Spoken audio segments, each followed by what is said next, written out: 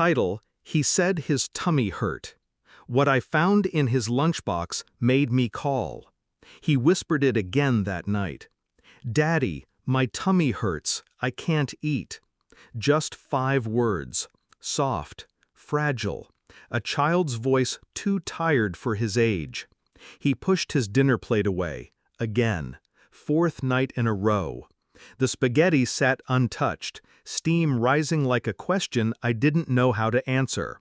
Across the table, my wife didn't flinch. "He's just picky," she said, sipping her wine. "All kids go through this." But he wasn't a picky eater. He used to inhale pancakes. He used to laugh with sauce smeared across his chin. Now he winced when the fork got too close.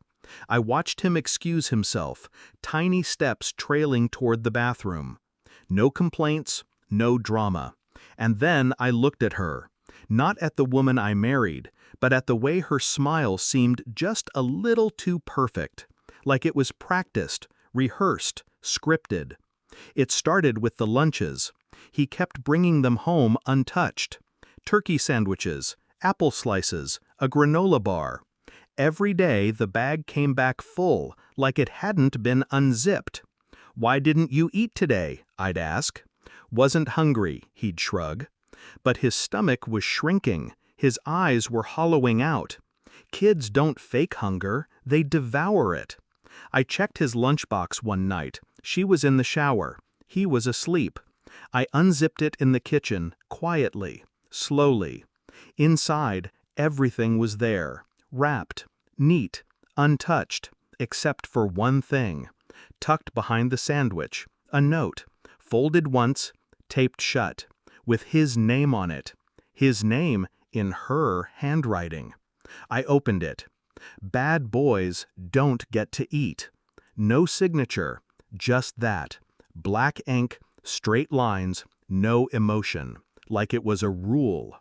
I didn't confront her, not yet. The note burned in my pocket like a match I wasn't ready to strike. Instead, I installed a camera in the kitchen, tiny, hidden near the fridge. The next morning, I watched her pack his lunch. Everything normal. Banana, juice box, PB&J. And then, another note, slipped inside with a smile. I watched her kiss him on the head before school. Watched her hum as she zipped his backpack. She looked like any other mother. But the footage told another story. I went through old trash bags, pulled out crumpled lunch notes. Most were torn, but a few were whole. No treats if you lie. Do not tell Daddy. I'll know if you talk. Every message was signed the same way, blank. My son wasn't sick, he was scared. I called the school counselor. I asked if anything seemed off.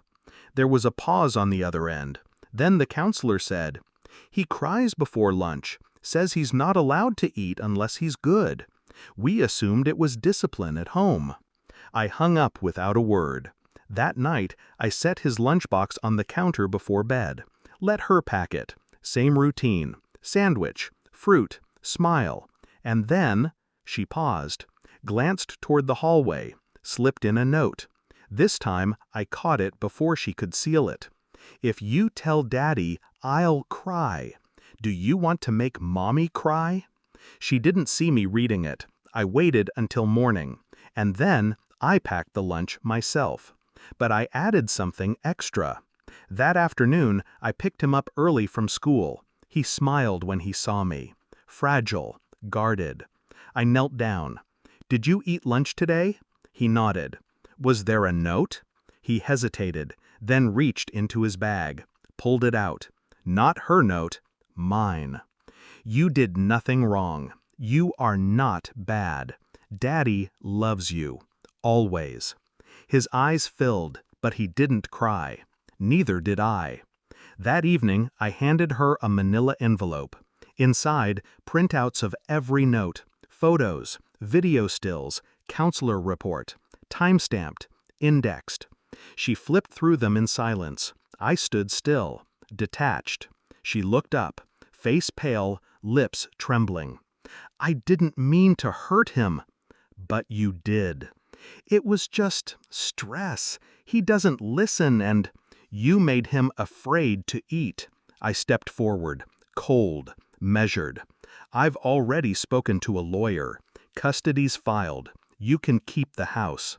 She collapsed onto the couch. I didn't touch her, didn't offer comfort. That part of me had died. She begged, said she needed help, said she was sorry. But I wasn't listening to her anymore. I was watching him, eating pancakes again, smiling, alive. That was enough. He didn't whisper at dinner anymore, and I never let anyone else pack his lunch again.